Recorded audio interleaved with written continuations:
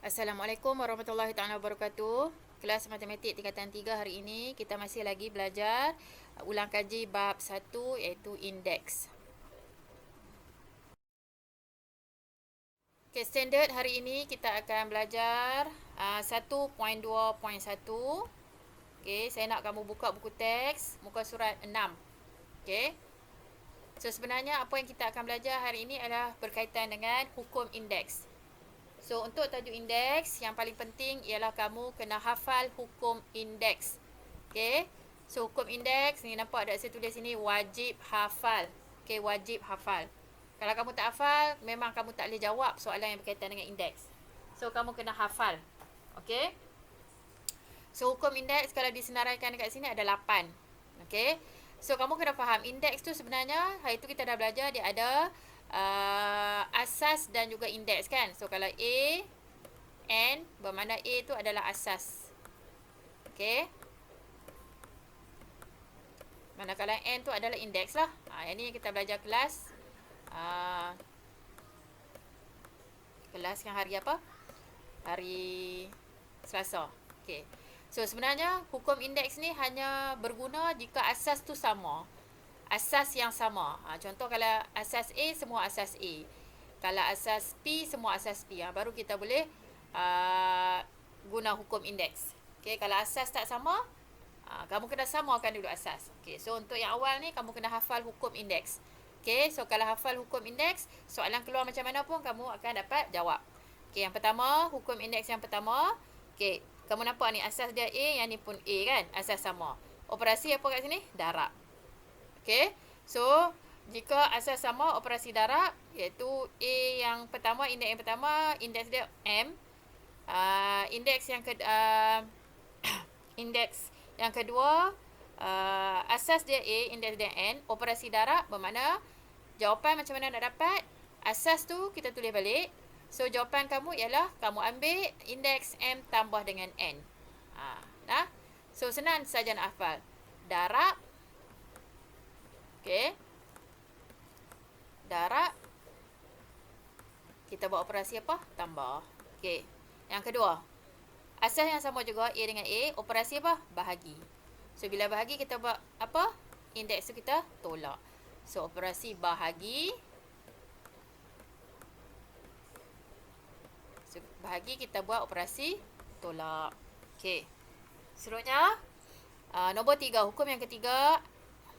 Asas A. Indeks M.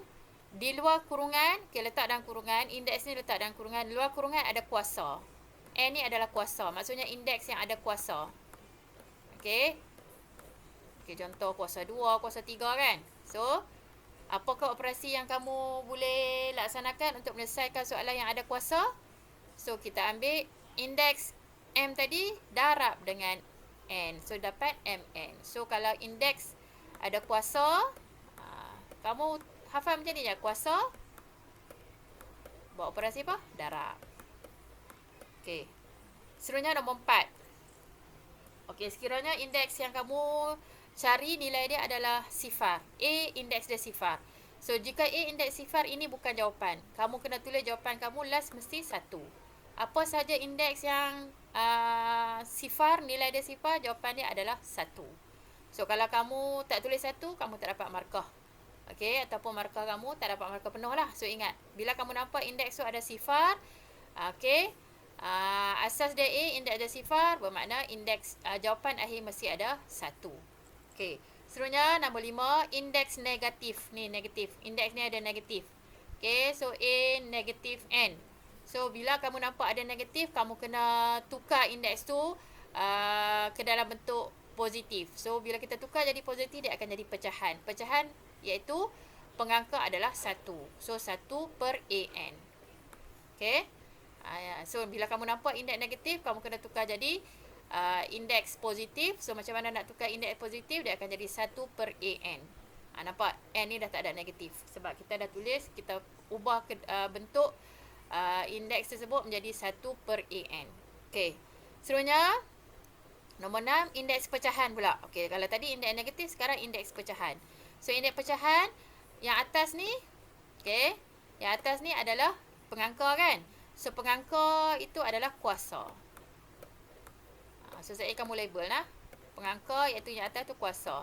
N ni penyebut ialah punca kuasa. Hafal macam ni. Nah, punca kuasa. Apa maksud dia? So, bila kita nak tulis, nampak saja indeks yang ada pecahan. So, kita kena ubah dulu tulis macam ni, baru kita boleh dapat jawapan. So, asas dia adalah A. So, kuasa dia 1 kan? Sebab tu tak ada tulis kat sini. Sebab kuasa 1 kita tak tulis.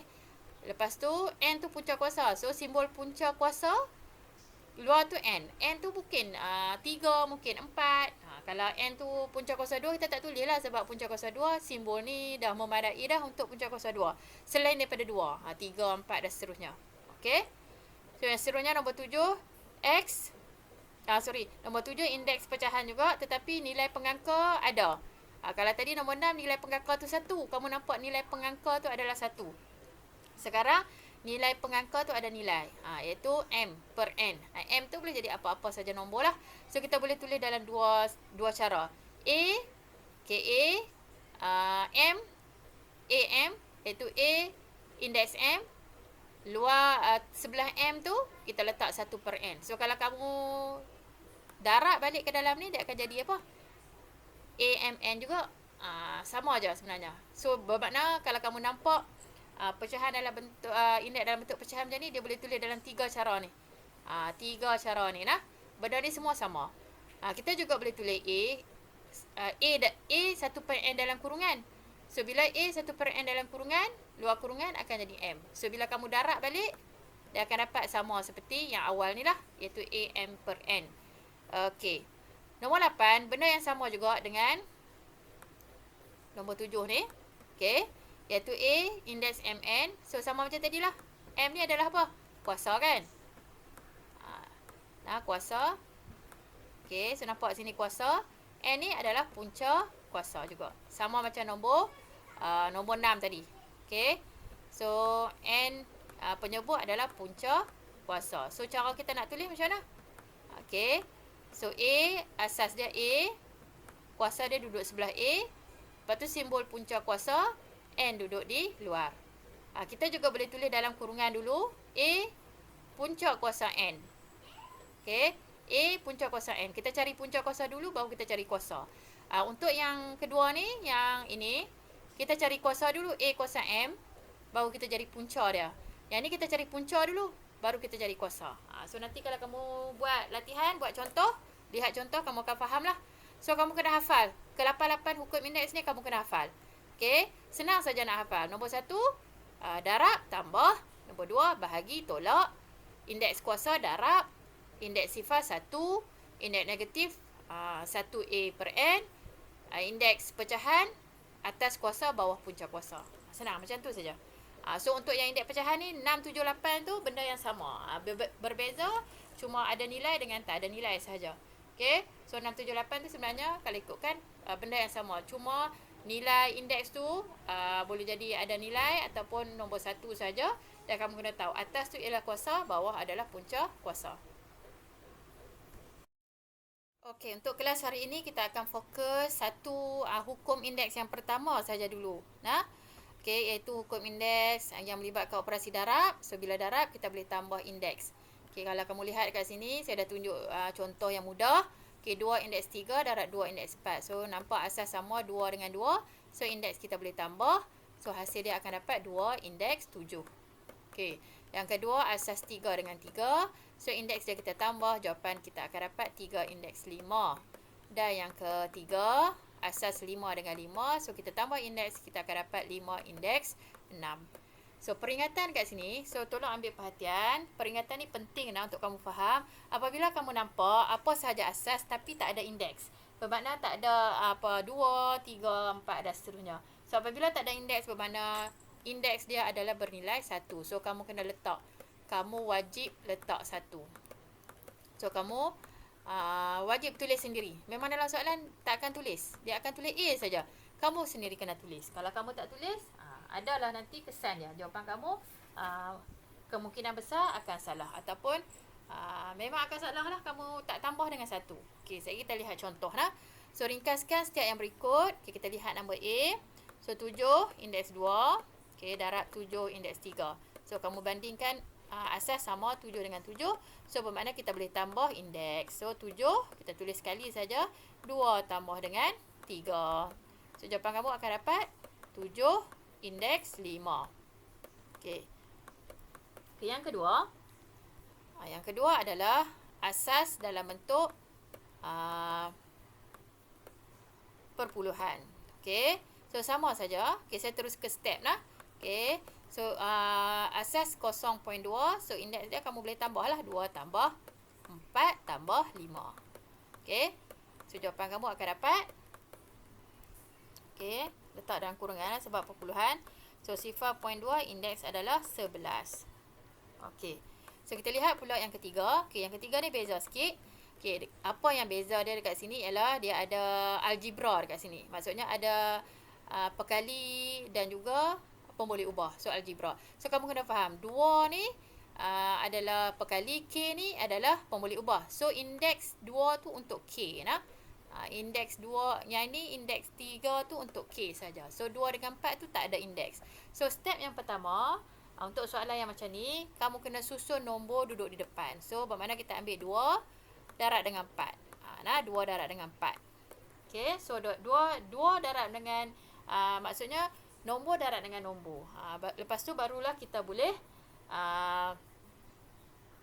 cari nilai indeks. So, indeks ni kita boleh tambah lah.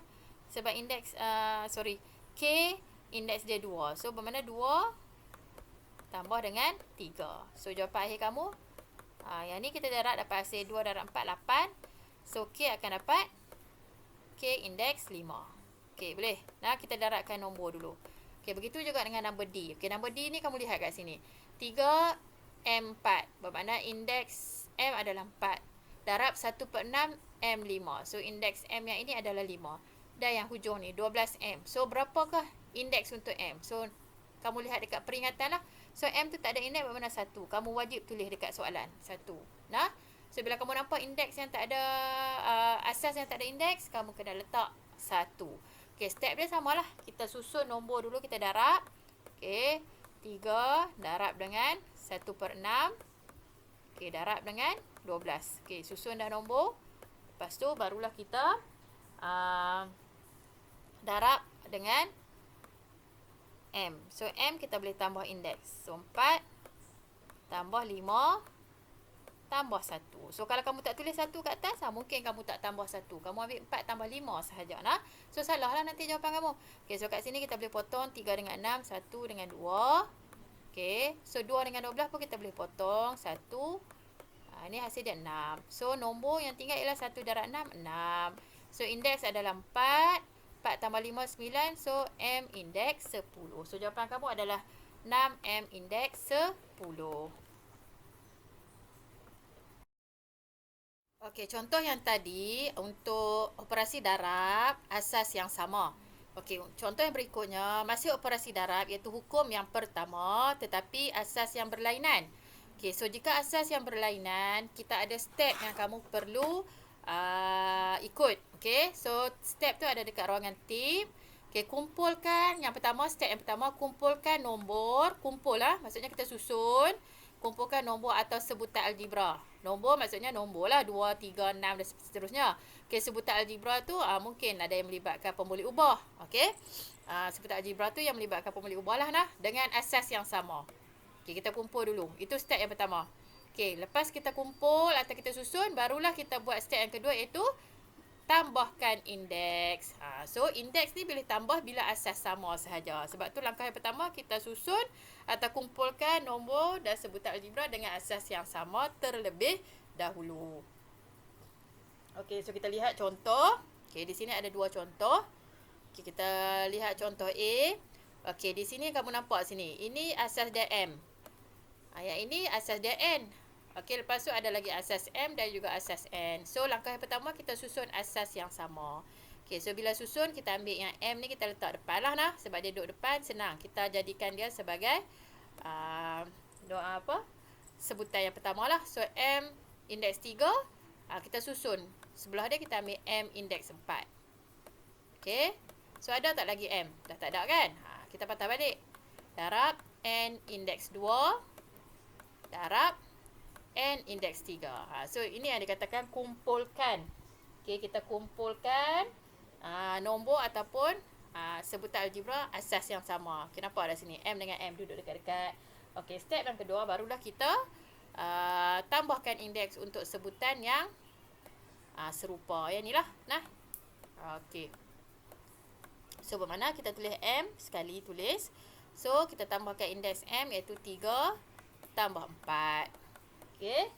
Lepas tu untuk N pula. Okay, darab N. Indeks dia 2. Tambah dengan 3. So, jawapan dia kita akan dapat jawapan akhir. M. Indeks 7. Okay, so untuk algebra, tanda darab, jawapan yang tak perlu tulis. Nah, terus ke N. Indeks 5. Okay, so ini jawapan akhir kamu. So, tanda darab tak perlu tulis untuk jawapan akhir. Okay. Yang seterusnya.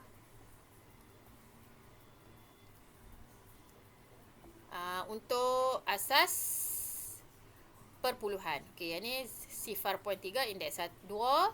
Darab 0.2 indeks 2. Okay, kat sini. 0.3 tak ada indeks. So, kamu kena letak apa? Wajib letak 1. Okay, so bermakna dia ada indeks 1 dekat situ. Okay. Okay, seterusnya darab 0.2 indeks 5, darab 0.3 indeks 3. So, step yang pertama, kita susun semua yang sama dulu nah. Asas yang sama. So, 0.3. Okay. Indeks 2. Darab dengan 0.3. Indeks 1. Darab dengan 0.3. Indeks 3. Okey. Dah habis 0.3. Baru kita sambung dengan 0.2. Indeks 2. Dan 0.2. Indeks 5. Okey. Okey, seterusnya kita tambah indeks untuk asas yang sama. So, kita tulis sekali saja 0.3. So, apakah indeks yang perlu kita tambah? 2. Tambah dengan 1. Tambah dengan 3. Okey. Okey, selesai untuk 0.3. Okey, sambung darab 0.2. Indeks yang terlibat 2 tambah 5. Okey. So, jawapan akhir kamu 0.3. Indeks ialah, okey, letak dalam kurungan ya. Indeks 2 tambah 1, 3. 3 tambah 3, 6. Okey, so yang ni kena letak darab. Sebab asas dia nombor. Jika asas algebra macam A tadi, jangan letak darab. So, kena tahu cara nak menulis nah. So, indeks asas 0.2, indeks dia adalah 7. Okey, so faham So, dua-dua jawapan akhir berbeza. Jawapan akhir untuk A tak perlu letak tanda darab sebab dia algebra. Untuk yang melibatkan nombor, asas nombor, wajib letak darab. Okey, so cara tulis kena ambil berat. Okey, kita sambung dengan contoh C. Okey, masih yang sama tadi, ada asas yang berbeza. So, kita susun dulu asas. Okey, contoh C, kita susun asas P dulu. Okey, P indeks 2. Darab P indeks 4. Okey, habis. Okey, sambung dengan M pula. M indeks 3. Okey. Darab M indeks 4. Dan seterusnya N indeks 3. Darab N indeks 2. Okey, so pastikan kamu susun tu tak ada yang tercicir Kamu kira balik. Lepas kamu susun tu kamu kira balik. Cukup dah semua? Okey, buat kerja bagi teliti Okey, seterusnya P 2 tambah 4 darab M 3 tambah 4 darab N 3 tambah 2. Okey. So, jawapan akhir nak kena letak darab tak? Okey, tak perlulah sebab ini adalah algebra. So, kamu tak perlu letak tanda darab. So, jawapan kamu akan jadi P indeks 6 M indeks 7, and indeks 5. Okay, so ini jawapan akhir kamu. Okay, seterusnya kita lihat pula soalan D. Okay, baca soalan. Yang mana tak ada indeks kamu letak lah. So yang ni ada indeks 4, darab 2, N indeks 5, 3M indeks 1. Okay, letak kat dia 1. Okay, so langkah yang pertama kita susun nombor kat depan. Okay, so kalau kat sini negatif M ni bermakna negatif 1M. Okay, so ambil negatif 1 darab dengan 2. Okay, darab dengan 2. Okay, kat sini silap lah. Kat sini adalah 4 lah. 1/4 N kuasa 2 lah. Okay, saya tolong betul lah. So, 1 darab, negatif 1 darab 2. Lepas tu darab dengan 3. Dan last sekali kita darab dengan 1/4. Okay, so kita dah susun nombor tak dalam kurungan. Okay, lepas tu baru kita susun algebra. So, algebra ialah M. Okay, M indeks 4. Darab dengan M indeks 1. Okay, lepas tu sambung dengan N indeks 5. Darab dengan N indeks 2. Okay, so lengkap semua dah ada. Okay, so kita selesai darab nombor yang dalam kurungan yang mana kita boleh potong 2 dengan 4 kan. So hasil dapat 1, 2. So dalam kurungan akan tinggal negatif 1 darab 1 darab 1. So negatif 1/2. Okay, so M indeks 4 tambah 1 N. Okay, darab N indeks 5 tambah 2. So jawapan akhir kamu ialah negatif 1/2 M. Okay, tak perlu tulis tanda darab lah. M 4 tambah 1 5. Dan N 5 tambah 2 7. So ini jawapan akhir kamu. Negatif 1/2 M indeks 5 N indeks 7. Okay, so kita dah selesai belajar berkaitan dengan hukum indeks yang pertama. Okay, untuk hari ini saya nak kamu buat latihan. Okay, soalan ni mungkin agak nampak kecil lah. Kalau ada mana-mana soalan yang kamu tak jelas, kamu boleh direct WhatsApp saya tanya lah. Okay. Okay, soalan tak ada soalan objektif. So soalan adalah soalan bahagian B lah. Kalau ikut format PT3, soalan berbentuk macam ni adalah soalan bahagian B. So kamu edit sikit. Yang ni soalan nombor 1. Okay. Okay, yang bawah ni soalan nombor 2. Okay, jadi kamu kena salin soalan lah. Okay, salin soalan. Dan ikut arahan. Soalan tu suruh kamu buat apa lah. Okay. So ada lagi beberapa lagi soalan. So kita akan lihat soalan seterusnya. Okay, soalan nombor 3. Okay, pun sama lah. Jika kamu tak berapa nak clear berkaitan dengan soalan, kamu boleh direct WhatsApp saya lah. Tapi kalau ikutkan, saya boleh nampak lah soalan ni. Boleh jelas lah nampak walaupun tulisan agak kecil lah. Tapi kalau kamu tak nampak, kamu boleh direct WhatsApp saya untuk soalan, mengesahkan soalan, nombor-nombor yang terlibat. Okay, so ini adalah nombor 3. Okay, seterusnya nombor 4. Okay, nombor 4 dalam bentuk jadual. Okay, ada lagi beberapa soalan. Okay, yang ini soalan nombor 5. Okay, dalam bentuk peta buih. Okay, so rajah menunjukkan sebuah peta buih. Okay, isi peta dengan nombor yang betul. So ini soalan nombor 5 lah. Okay, so soalan untuk latihan hari ini banyak melibatkan hukum yang 8 tadi. So kamu rujuk balik hukum yang 8. Cara menulis. Sebenarnya hukum yang 8 tadi tu sebenarnya cara kamu menulis. So bila kamu tulis cara yang betul, so kamu akan dapat jawapan yang betul lah. Okay. So, ada lagi 2 soalan, iaitu soalan nombor 6 dan soalan nombor 7.